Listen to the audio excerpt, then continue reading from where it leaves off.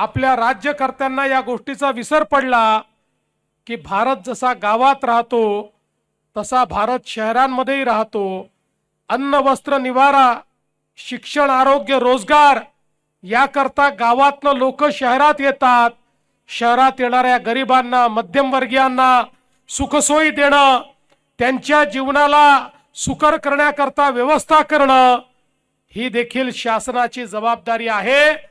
हे जवळपास 70 वर्ष आपण विसरलो आणि त्याचा परिणाम काय झाला? 70 वर्ष लोक गावातनं शहरामध्ये आले पण त्यांची व्यवस्था झाली नाही। परिणाम असा झाला, ज्याला जिथे जागा मिळेल तिथे तो बसला।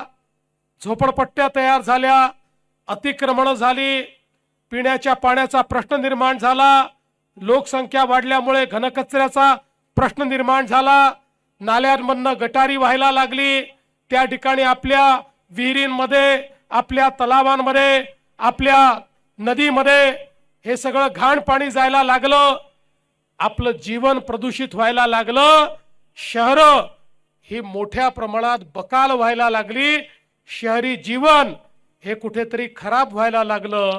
एकीकडे रोजगाराची निर्मिती शहरात होत होती पण दुसरीकडे शहरामध्ये राहणाऱ्या लोकांची अवस्था ही मात्र वाईटापेक्षा अजून वाईट होत होती।